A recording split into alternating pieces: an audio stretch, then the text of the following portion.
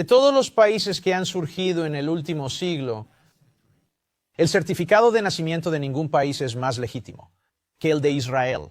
Una de las razones es que muchos de los hombres que fundaron el país, Theodor Herzl, Ziv Jabotinsky, David Ben Gurion, Menachem Begin, Yitzhak Shamir, eran abogados o tenían formación jurídica. Estaban obsesionados con la legalidad. A diferencia de casi todos los demás países, los abogados, y no los generales, fueron los parteros del nacimiento de Israel, o para ser más exactos, de su renacimiento, ya que había existido como país independiente 2 veces antes en la historia. Paso a paso legal, Israel avanzó legalmente hacia su condición de nación. Desde la Declaración Balfour en el año 1917, al Acuerdo de San Remo en el año 1920, a la Resolución de la Sociedad de Naciones en el año 1922, a la Convención Angloamericana sobre Palestina en el año 1924, a la partición de tierras ordenada por las Naciones Unidas en el año 1947, en un Estado-nación para el pueblo judío y un Estado árabe, esto en 1948. Sin embargo, inmediatamente después de su establecimiento legal en el año de la 1948, como Estado-nación del pueblo judío, Israel fue atacado ilegalmente por todos los estados árabes circundantes, así como por elementos de la población árabe local.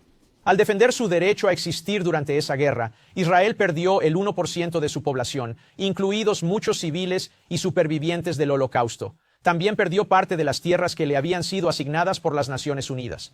Capturó otras tierras de los agresores que originalmente habían sido asignadas al Estado árabe. El resultado final de esa guerra contra Israel fue una línea de armisticio que prevaleció hasta el año 1967, durante la Guerra de los 6 días, cuando Israel fue atacado de nuevo por Jordania, en una guerra que incluyó a los agresores Egipto y Siria.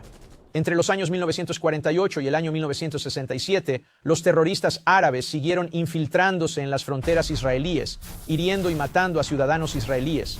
Eso formaba parte de una política oficial de los gobiernos circundantes y de los líderes de los grupos palestinos locales. Todo ello suponía una violación evidente del derecho internacional. Tras el establecimiento de Israel, se produjo una transferencia de poblaciones.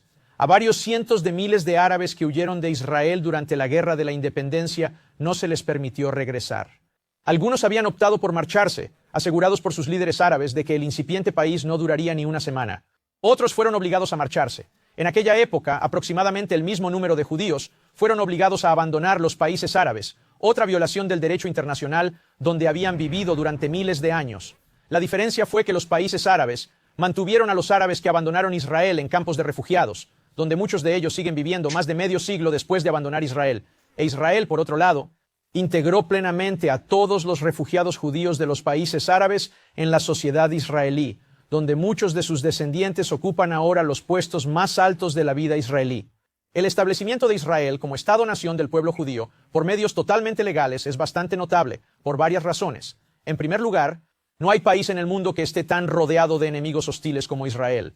Ha sido así desde el año 1948. Sin embargo, Israel buscó el camino de la paz antes que el de la espada. Ha necesitado la espada para sobrevivir.